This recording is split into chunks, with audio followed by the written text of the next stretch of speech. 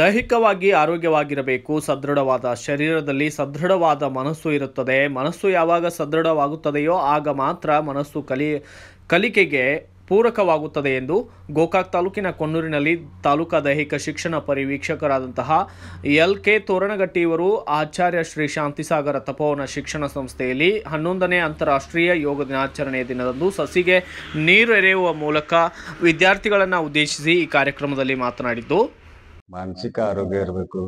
ದೈಹಿಕವಾಗಿ ನಾವು ಆರೋಗ್ಯವಿದ್ದಾಗ ಮಾತ್ರ ಅದು ಆರೋಗ್ಯ ವಹಿಸ್ಕೊತಾ ಇದೆ.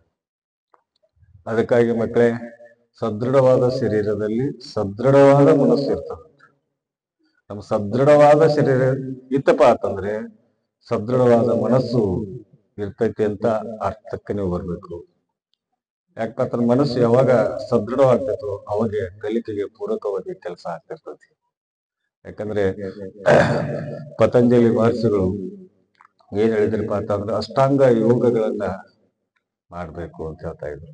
ಅಷ್ಟಾಂಗ ಯೋಗಗಳಂದ್ರು ಯಮನಿಯಮಾಸನ, ಪ್ರಾಣಾಯಾಮ, ಪ್ರತ್ಯಾಹಾರ, ಧಾರಣ, ಧ್ಯಾನ, ಸಮಾಧಿ ಅಂತ ಹೇಳ್ತಾ ಇದ್ರು. ಇವುಗಳನ್ನ ನಾವು ದಿನನಿತ್ಯ ಮಾಡ್ಬೇಕಾಗ್ತತಿ. ಅಟ್ಲೀಸ್ಟ್ ನೀವು ಏನ್ ಮಾಡ್ಬೇಕು ಅಂತಂದ್ರೆ ವೇಳೆ ಅಭಾವ ಇದ್ದಾಗ ಕೂಡ ಸೂರ್ಯ ನಮಸ್ಕಾರ ಅಂತ 12 ಆಸನಗಳನ್ನ ನೀವು ಮಾಡಿದ್ದೇ ಆದರೆ ನಿಮ್ಮ ಶರೀರ ಯಾವಾಗಲೂ ಸದೃಢವಾಗಿರ್ತದೆ. ಇದೇ ಸಂದರ್ಭದಲ್ಲಿ ಶಾಲಾ ವಿದ್ಯಾರ್ಥಿಗಳಿಗೆ ಶಾಲೆಯ ಮುಖ್ಯ ಶಿಕ್ಷಕಿ ಸುಧಾ ಪೂಜಾರಿ ಅವರು ಯೋಗದ ಕುರಿತು ಮಾಹಿತಿಯನ್ನ ನೀಡಿದ್ದು ಹೀಗೆ. दो, तीन, चार ಹಸನ್ಮುಖವಾಗಿರ್ಬೇಕು. ಪೊಸಿಷನ್ ಇದು ಮೊಲದ ಆಸನ. ಇಲ್ಲಿ ವಿಶ್ರಾಂತಿ ಪಡಿಬಹುದು. ನೀವು ಬೇಕಾದಷ್ಟು ದನುವಾದಾಗ ವಿಶ್ರಾಂತಿ ಪಡೆಯುವ ಆಸನ ಇದು.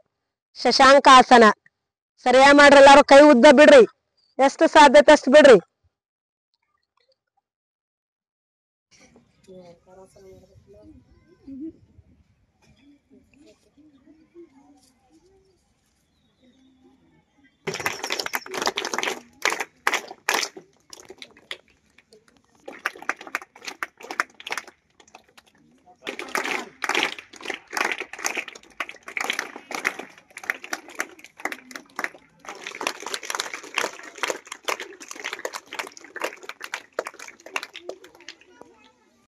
ಈ ಸಂದರ್ಭದಲ್ಲಿ ಶಾಲೆಯ ಅಧ್ಯಕ್ಷರಾದಂತಹ ಜಿನ್ನಪ್ಪ ಚೌಗಲ, ಶಿಕ್ಷಕಿಯರಾದಂತಹ ಭಾರತಿ ಮಸೂತಿ, ನೇತ್ರಾವತಿ ಮಾಳಗಿ ಸೇರಿದಂತೆ ವಿದ್ಯಾರ್ಥಿಗಳ ಜೊತೆ ಯೋಗದ ಆಸನಗಳನ್ನು ಉತ್ಸಾಹದಿಂದ ಶಿಕ್ಷಕರು ಕೂಡ ಈ ವೇಳೆ ಮಾಡಿದ್ದಾರೆ.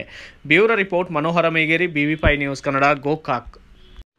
Thanks for watching. Read, discuss and debate with editor Dr. Yan Prashant Rao. Wanted reporters in print, digital and visual media for Bharat Vaibhav Daily Newspaper, BV News 5 Channel and BV Fast Web News from all the talukas of Karnataka, Goa and Maharashtra. If interested, send your resume to 9019229369.